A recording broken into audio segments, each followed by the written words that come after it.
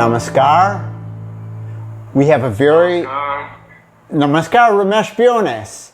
He's our my Zoom partner from the United States in Asheville, North Carolina, where he's the director and manager of our Prama Wellness Center there, which is one of the many in our network of yoga, wellness, naturopathy centers around the world. And I'm thrilled to be talking with you all today about what could be argued the most important aspect of naturopathy, yogic naturopathy. We'll be talking with you about the meaning of alkaline, alkalinity, alkalinizing, alkaline food especially. And because there's a lot of misunderstanding on this, and it's a very simple thing to understand. And when you do understand this, and when you start to implement it, step by step, you're going to see such an enormous change taking place in your life that gradually you won't recognize who you used to be. You'll become a much more subtle person on the physical level, and that will enable you to do so on the psychic level. So much will change. Whatever heaviness is in your body, whatever slowness, whatever is there, lack of energy, whatever sickness is there, whatever disease is there, it all becomes affected by switching into the direction, into the alkaline direction. So to explain, to highlight something of the misunderstanding of this topic, and we will be giving you a very simple system to follow how you can gradually implement it. Ramesh, I think you have some story to tell us. Yeah, thank you, Dada, for that wonderful introduction. So I will share a story about Peter, a person I worked with a couple of years ago.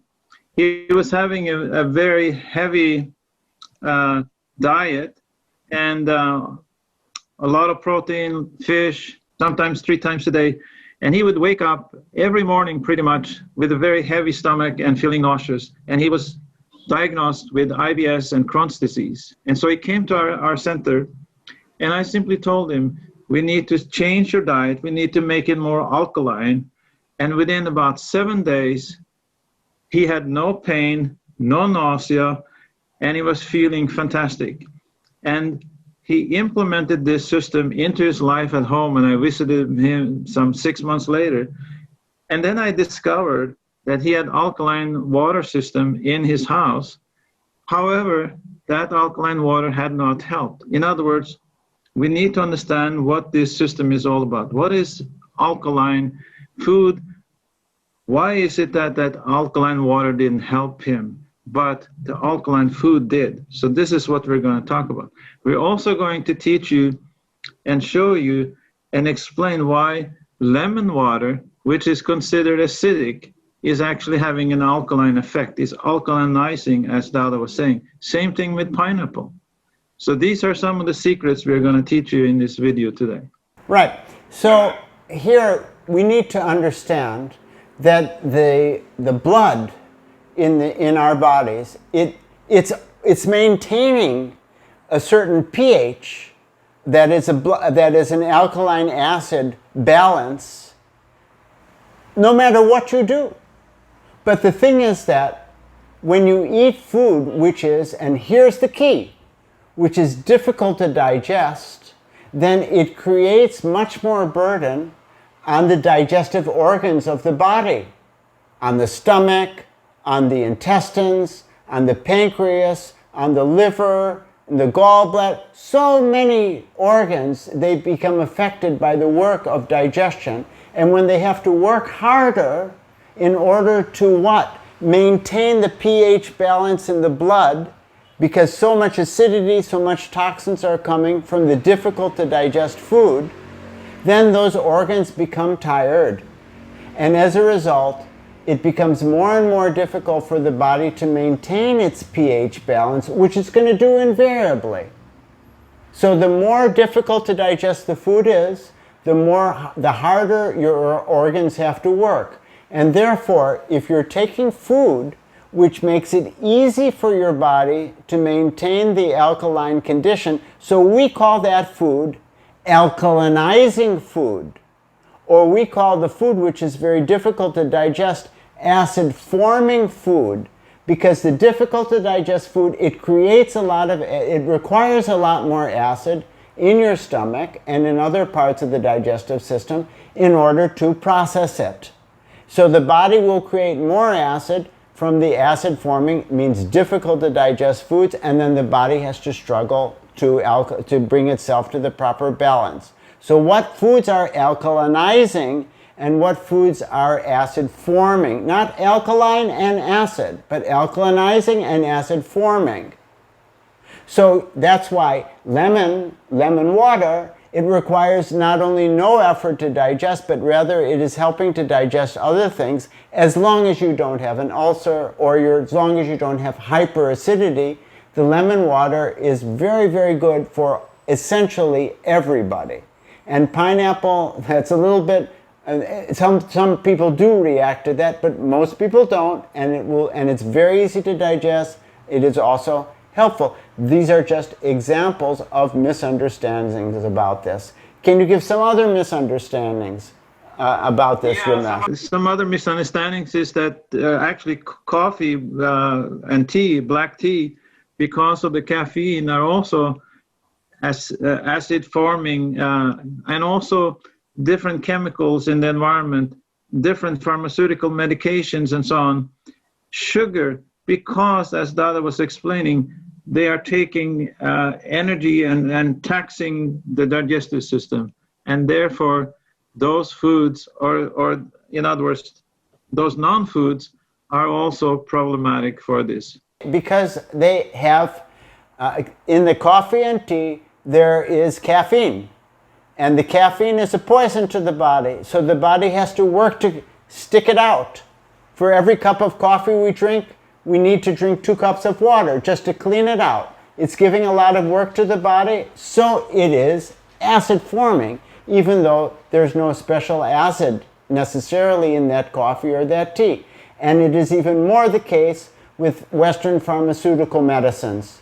They're difficult for the body to process. Now, what are the most alkalinizing foods? And when we get into detoxing, which is what our webinar will be about and our coaching program will be about, then this initial list is also good for detoxing. So the easiest to digest food, which is the most alkalinizing, well, of course lemon water is there, but when you get into foods, you'll first find herbal tea, apple cider vinegar. These are very easy to digest, but they're not automatically digested. Just a little bit of effort is required, almost nothing. And the same thing goes for coconut water, and then you get water with a little bit of honey. So you're slowly making these are very alkalinizing, but they're just getting slightly more challenging to process. And then you'll get your fruit juices. Then you'll get vegetable juices. And then and after the fruit juices are more challenging to process than herbal tea, for example, of course. Then you get vegetable juices. Very nutritious, very wonderful foods, fantastic foods, and at the same time, very alkalinizing food. And then just a little bit more challenging than that, but still excellent, is your fruits themselves. Fruits means the juicy type fruits, the papaya, the grapes, the kiwis, the melons, and then you get a little bit harder fruits, guavas, some apples are there, and then you'll get into, and then you see this very, very ripe banana is there, not the ordinary banana, but the banana which is almost rotten but still beautiful and sweet, and maybe the skin is spotted. This is a very alkaline food, not quite as alkaline as those other fruits are, and then we get the vegetables. And the vegetables, when you look at the more starchy vegetables, they come lower down in the list. This is easy to understand. What is difficult, what is easy to digest, the most easy to digest is the most alkaline. And then at that point, we're switching from raw foods to cooked foods, or we're simply including cooked foods, but here it's not cooked with oil. But you can include extra virgin oil, not to cook it with, but just to add at the end, and it is not so difficult to digest. Rather, it is providing some very important fats for the body. And at the same time, if you will include some spices in it, no problem, as long as the spices are not burning to your digestive system. And finally, we can get the baby sweet corn, the baby green peas, and there you've got the most alkalinizing foods that exist, which are also good for graduated fasting that we'll talk about in the webinar. Ramesh? And the amazing thing about this food list is that in this food list, we also have the most highly antioxidant foods in the fruits and the berries and so on, which are highly alkalinizing. And then in the green leafy vegetables, sprouts and so on, we have the most nutrient-dense foods. In other words, the foods that have the highest micronutrition. And so, in other words, nature has provided these foods to us that are natural for us to digest, that are both highly antioxidant, gives the immune system support, and then we get maximum micronutrients from all of the greens, the vegetables, the cabbage, the kale, and so on and so forth, the broccoli. So those are the foods that should be the basis of our diet, the fundamental. If we think of a pyramid, that should be the first and the second rung on that food pyramid. So that's the food we should focus on. It's amazing. This is the food which is most cleansing and at the same time the most nutritious. How God arranged it is like that. Anyway, from that, now we get down into just slightly more difficult to digest, and we'll call this food semi-alkalinizing, which is good for people who are healthy. And I'm eating them, mostly these foods, I eat them every day, unless I become sick, which, it doesn't happen very often, but sometimes I will feel challenged, and then I will leave these foods out of my diet for a short time. So we start there with the nut milks, with the legume milks, with the grain milks, with rice milk, oat milk, almond milk, soy milk, as long as it doesn't create gas in your system. And then a little bit more challenging than that is yogurt itself. This is irrespective of whether you're a vegan or just a vegetarian.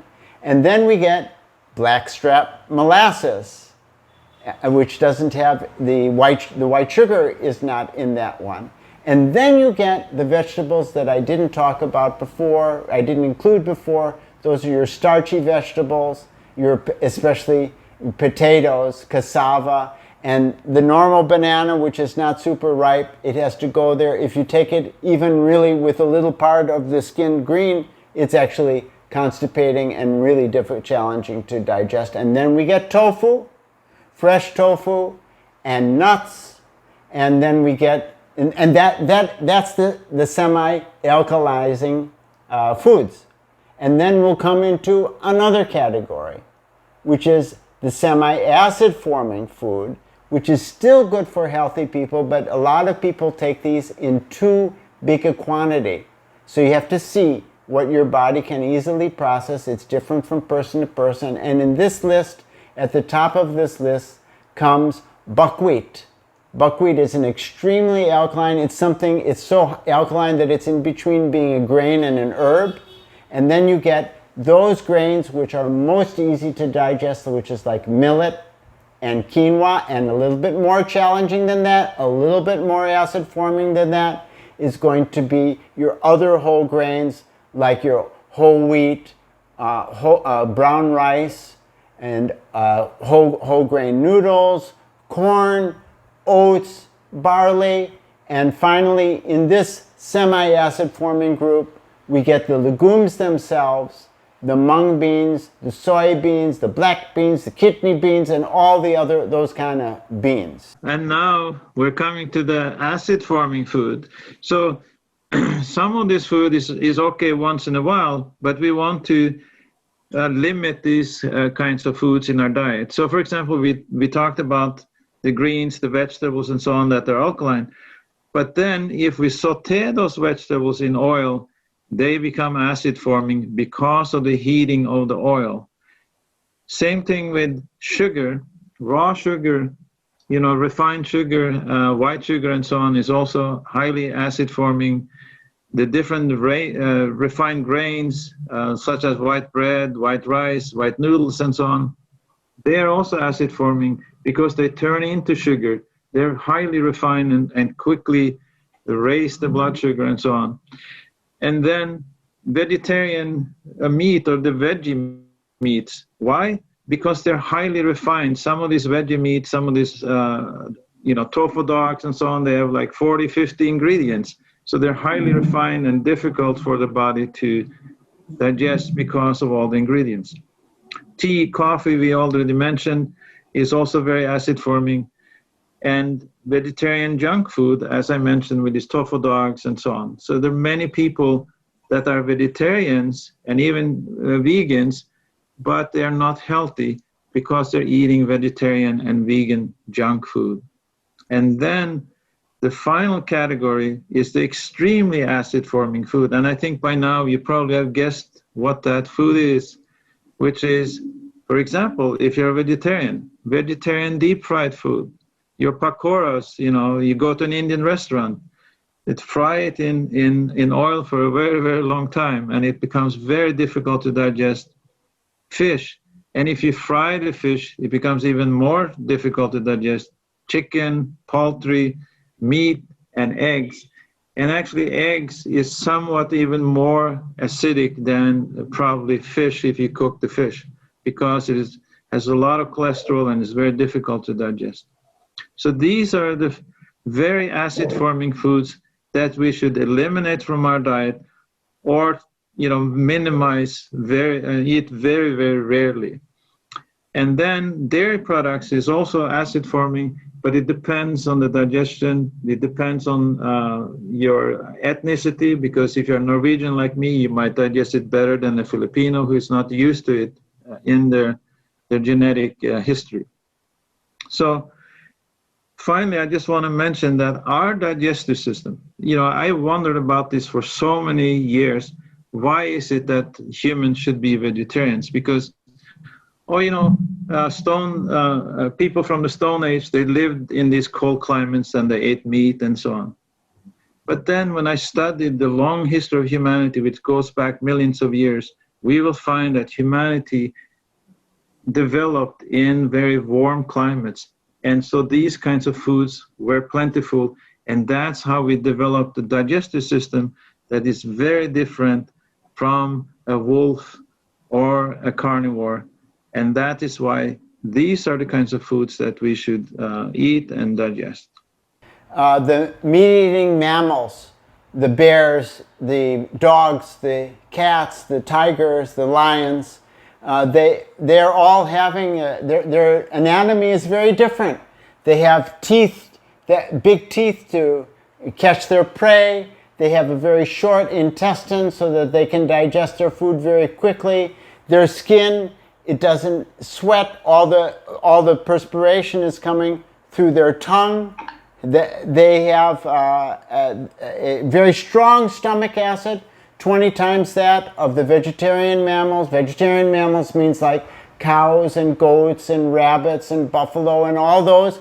And human beings are 100% on the vegetarian mammal from the standpoint of anatomy, but 0% from the standpoint of anatomy with the carnivores. Nevertheless, you are going to implement these things in your own way, according to your own disposition, your own way of seeing and thinking and feeling.